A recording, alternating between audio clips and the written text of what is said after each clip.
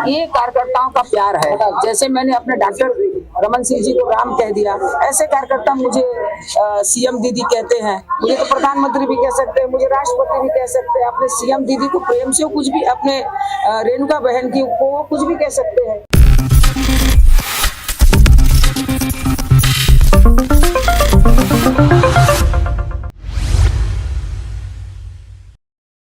नमस्कार, next 9 news देख रही हैं आप और मैं हूं आपके साथ प्रज्ञा सिंह। स्वागत है आप सभी का मेरे खास प्रोग्राम सत्ता से सवाल। सत्ता से सवाल में आज बात छत्तीसगढ़ की, क्योंकि छत्तीसगढ़ में चर्चा जोरों शोरों से है रेणुका सिंह को लेकर। दरअसल आपको बता दें कि केंद्रीय राज्य मंत्री रह चुकी रेणुका सिंह की अगर बात करें तो वे छत्तीसगढ़ में मोदी सरकार में अनुसूचित मंत्रालय को संभालती हैं और ऐसे में मुख्यमंत्री पद के लिए जो रेस यहां पर चल रही है उसमें रेणुका सिंह का नाम सबसे आगे नजर आ रहा है। रेणुका सिंह की अगर बात करें तो उनका इतिहास एक अलग ही है। राजनीतिक गलियारों में उन्हें लेकर ये चर्चा बहुत पहले से थी कि वे मुख्यमंत्री ही बनेंगे। इस बात का खुलासा खुद रेणुका सिंह ने ही किया जब छत्तीसगढ़ में बीजेपी की पहली लिस्ट जारी की गई विधानसभा चुनाव को लेकर। किस तरह से वे बताती हुई नजर आई कि छत्तीसगढ़ में तो वही मुख्यमंत्री बनने वाली हैं। अपने मुख्यमंत्री बनने को लेकर किस तरह से खुद बड़ी भविष्यवाणी करती हुई नजर आ रही हैं रेणुका सिंह, सुनिए जरा। ये कार्यकर्ताओं का प्यार है। जैसे मैंने अपने डॉक्टर रमन सिंह जी को राम कह दिया, ऐसे कार्यकर्ता मुझे सीएम दीदी कहते हैं। मुझे तो प्रधानमंत्री भी कह सकते हैं, मुझे राष्ट्रपति भी कह सकते हैं। अपने सीएम दीदी को प्रेम से कुछ भी, अपने रेणुका बहन की को कुछ भी कह सकते हैं। तो देखा आपने और सुना भी कि किस तरह से अपने बयान में साफ तौर पर रेणुका सिंह कह रही है कि कहने को तो जनता उन्हें पीएम दीदी भी कह सकती है, लेकिन सीएम दीदी इसलिए कहती है क्योंकि जनता को भरोसा है कि अगर वे मुख्यमंत्री बनी तो वे जनता के हक के लिए लड़ेंगी, जनता के सम्मान के लिए लड़ेंगी।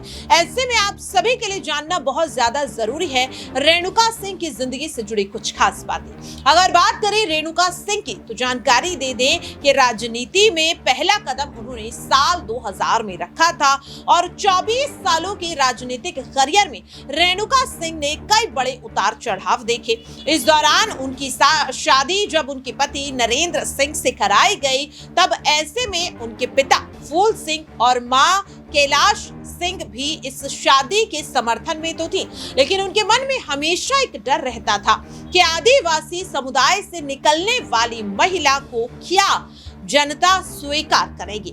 और ऐसे में जब रेणुका सिंह को चुनावी मैदान में उतारा गया, जब उन्होंने बीजेपी का दामन थामा, तो रेणुका सिंह लगातार राजनीति में एक एक कर बुलंदियों को छूती हुई नजर आई और अब उनके नाम की चर्चा मुख्यमंत्री उम्मीदवार के तौर पर हो रही है। अब रेणुका सिंह का एक बयान आपको सुनवाएंगे कि किस तरह से अपने बयान में वे बताती हुई नजर आ रही हैं कि आखिरकार क्यों बीजेपी अपना दाव उन पर खेलने के लिए मन बना रही है। सुनिए जरा रेणुका सिंह का ये एक और बनाया। भूपेश बघेल का अहंकार आज सबके सामने आ गया है।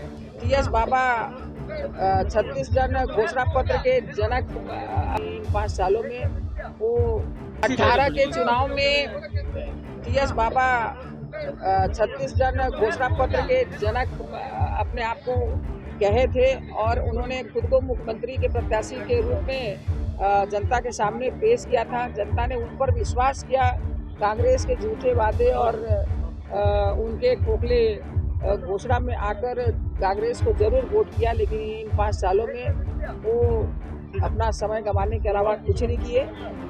भूपेश बघेल का अहंकार आज सबके सामने आ गया है और वफा दी हुई है भारतीय जनता पार्टी। दीदी, ये जो वर्तमान विधायक थे आपके यहाँ पर टिकट मिलने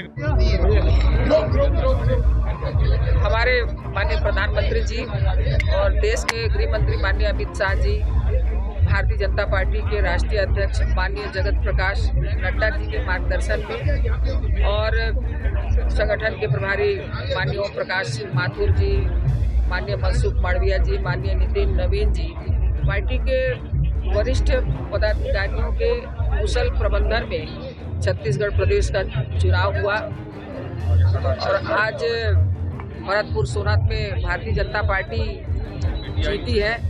मैं इस जीत का श्रेय भारतीय जनता पार्टी के कार्यकर्ताओं को और क्षेत्र की जनता को देती है। आप जीत के जैसे ही मतगणना स्थल पर पहुंची, समर्थक अपना सीएम कैसा हो, रेणुका दीदी जैसा नारे लगाने लगे। चुनाव से पहले सीएम दीदी की बारी नारा था, क्या कहेंगे? वो आज जवाब दे दिया है कि मैं बाहरी थी या फिर मैं इस क्षेत्र की बेटी हूँ। जनता का आशीर्वाद मुझे मिला है और मैं आपके चैनल के माध्यम से मैं अपने क्षेत्र की जनता को पूर्ण विश्वास दिलाती हूँ कि मैंने जनता से जो वादे किए हैं, चाहे रेलवे लाइन की बात हो, चाहे चांग बखार को जिला बनाने की बात हो, कोटाडोर केल्हारी को विकास खंड बनाने की बात हो, या तो फिर मनेन्द्रगढ़ से लेकर गुगरी तक दोहरी रोड बनाने का काम हो, ये सारे काम, इसके अलावा क्षेत्र की जितनी भी जरूरतें हैं, सारी जरूरतें तो देखा आपने और सुना भी। अब सवाल लगातार ये उठ रहा है कि क्या रेणुका सिंह अब वाकई में मुख्यमंत्री बनने वाले हैं। बता दें कि 21 सांसद इस विधानसभा चुनाव में बीजेपी की ओर से उतारे गए थे और इनमें अब तक 12 सांसदों ने अपना इस्तीफा राज्यपाल को सौंप दिया है, लेकिन रेणुका सिंह अभी तक अपना इस्तीफा देती हुई नजर नहीं आई, जिसकी वजह से बार बार ये कहा जा रहा है कि क्या रेणुका सिंह मुख्यमंत्री नहीं बनना चाहती, और अगर वाकई में ऐसा है तो फिर आखिरकार रेणुका सिंह के लिए जो चर्चा लगातार हो रही है वो इन कयासों पर विराम क्यों नहीं लगा रही है। देखिए, रेणुका सिंह जैसे ही इस्तीफा देंगी अपनी सांसदी से, ये साफ हो जाएगा कि उनका मुख्यमंत्री बनना लगभग तय है।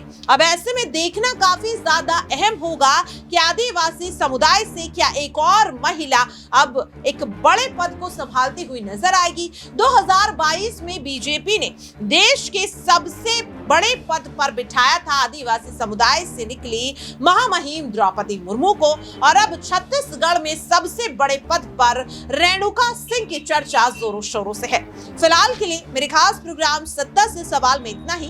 कल फिर होगी किसी नए मुद्दे को लेकर आप सभी से मुलाकात।